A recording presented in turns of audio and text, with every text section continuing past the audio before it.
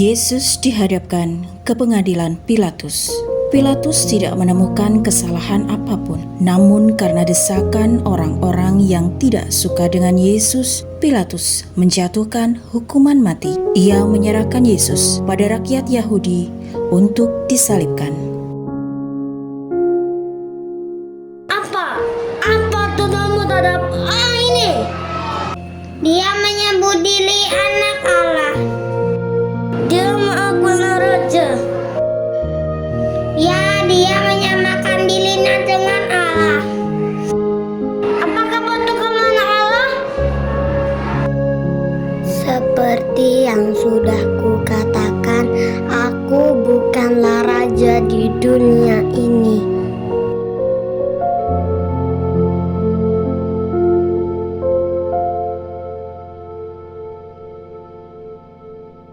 Bebaskan Barabas. Tapi aku tidak menemukan kesalahan apapun.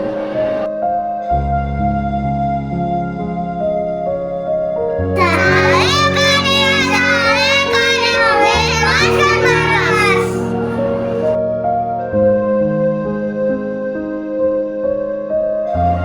Inilah raja orang Yahudi. Salib bagi orang-orang merupakan kebodohan dan penghinaan, tetapi bagi kita lambang kekuatan Allah. Perjalanan menuju Golgota semakin lama semakin jauh meninggalkan kota. Banyak darah yang keluar dari luka-lukanya. Badan lelah dan salib pun terasa semakin berat karena dosa-dosa kita. Dan Yesus pun terjatuh. Yesus tertikam karena pemberontakan kita. Yesus diremukkan karena kejahatan kita. Para murid Yesus telah lari, dan Yesus pun menapaki jalan sengsaranya sendirian. Dalam perjalanan sengsara, Maria ibunya dengan setia menderita bersama dia.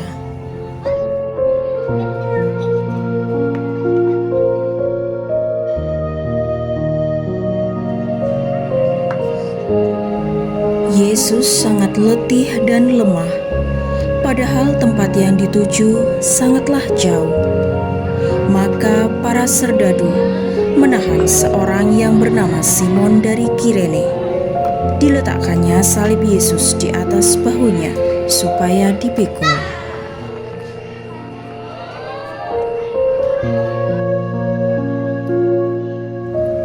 Wajah Yesus kotor karena darah, keringat dan juga debu.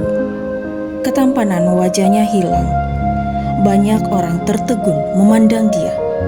Kendati begitu, Veronika maju mengusap wajah Yesus.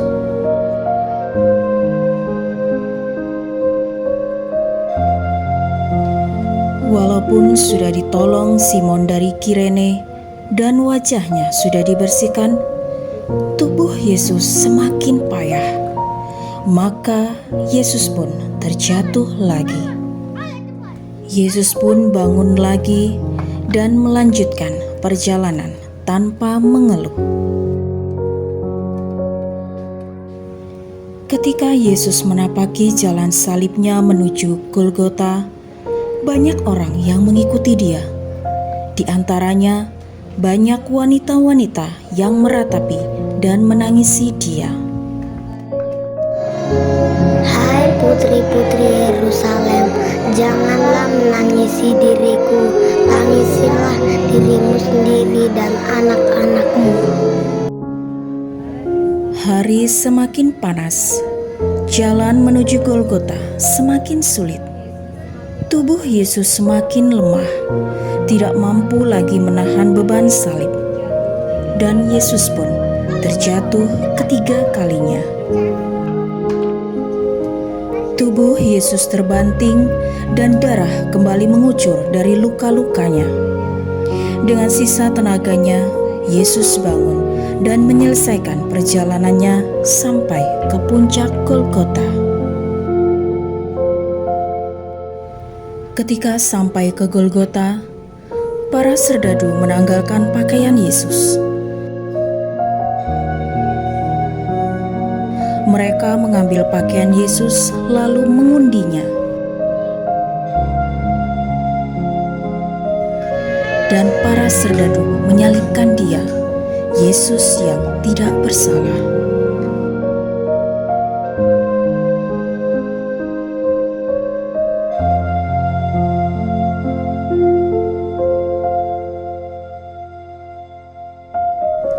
Ketika itu hari kira-kira pukul 12, kegelapan meliputi seluruh daerah itu sampai pukul 3. Sebab matahari tidak bersinar dan tabir bait terbelah dua.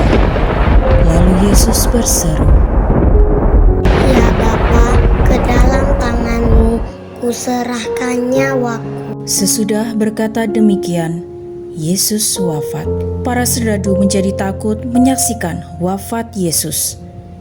Dan salah seorang serdadu berkata demikian, Sungguh orang ini anak Allah. Di dekat Yesus disalib, berdirilah Maria ibunya, Maria Magdalena, Maria Kleopas. Salah seorang dari para serdadu menikam lambung Yesus. Malam pun datang.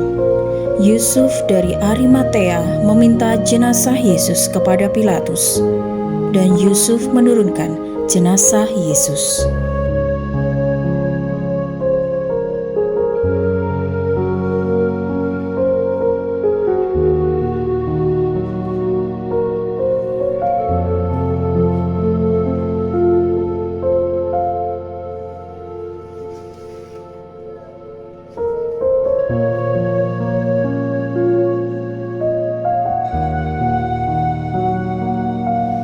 Maria melaksanakan apa yang pernah dikatakan.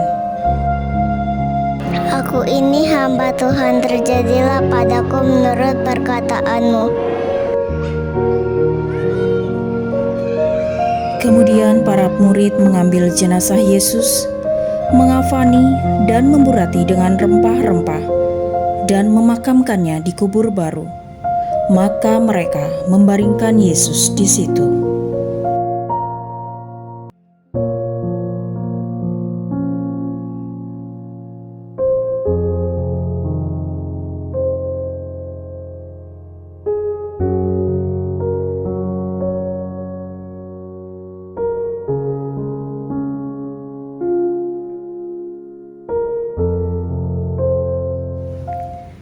Setelah hari Sabat lewat, beberapa perempuan menuju makam Yesus.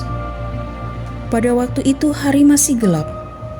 Maria Magdalena, Maria Kleopas, dan Maria Salome menantikan saat-saat itu. Mereka datang ke kubur dengan membawa minyak wangi dan rempah-rempah. Mereka bertanya satu dengan yang lain, Maria, bagaimana kita bisa menghubungkan batu besar penutup kuburan itu? Iya, bagaimana? Pemuka-pemuka agama itu tega ya? Yesus tidak salah menipu. Begitulah. ketika fajar mulai menyingsing, para perempuan itu sampai di dekat kubur Yesus. Tiba-tiba tanah berguncang, terjadilah gempa bumi yang sangat hebat. Para serdadu yang bertugas menjaga kubur terjatuh, dan seorang malaikat turun dari surga, mendekati kubur dan menggeser batu penutup kubur itu. Malaikat itu berkata,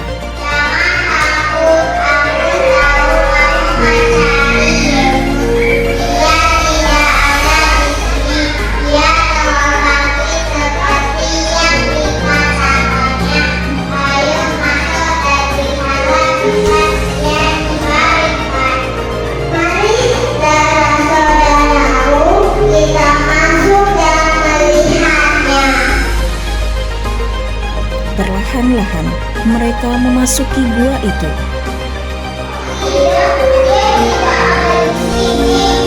Mereka telah membawanya pergi.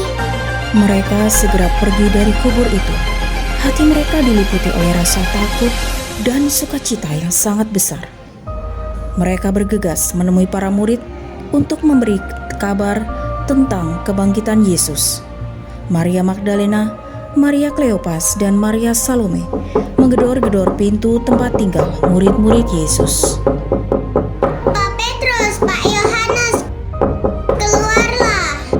Pak Petrus, Pak Yohanes, keluarlah. Mengapa kalian ngedor-gedor pintu seperti ini? Iya, ada apa saudara-saudaraku? Kami baru dari kubur Yesus. Betul, katanya Yesus telah bangkit. Kita harus ke sana, tapi... Ayolah, kita segera ke sana, Petrus. Petrus pun masuk. Ia mendapati kubur itu kosong, seperti yang dikatakan Maria Magdalena kepada mereka. Lalu Petrus berkata, Mengapa kamu di sini? Aku takut, Petrus. Ikut aku masuk, Yohanes. Baiklah, aku di belakangmu, Petrus. Yohanes, lihatlah, di sini ada kain pembalut yang sudah terlipat rapi. Kalau begitu Yesus di mana? Apa yang harus kita lakukan? kemudian mereka berdua keluar dengan wajah gembira bercampur bingung, dan pulanglah kedua murid itu.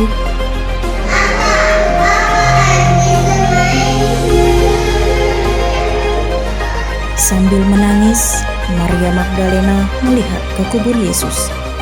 Tiba-tiba ia melihat sinar terang di tempat Yesus dibaringkan.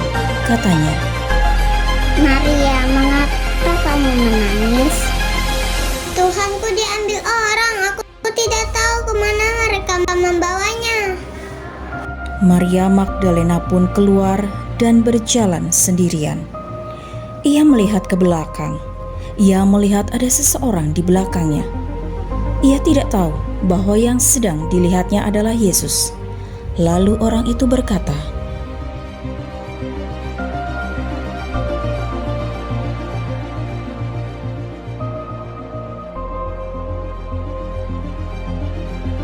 Hai perempuan, mengapa kau menangis? Siapa yang sedang kau cari? Tuhan, jika engkau telah mengambilnya, di manakah ia sekarang? Maria Magdalena mengira bahwa yang dihadapinya adalah tukang kebun. Dengan suara lembut tetapi tegas, orang itu berkata, Maria. Oh, Guru, jangan menyentuhku dulu. Aku harus pergi kepada Bapakku. Sekarang pergilah kepada saudara-saudaraku. Katakan kepada mereka bahwa aku akan kembali kepada Bapakku dan Bapakmu, Allahku dan Allahmu.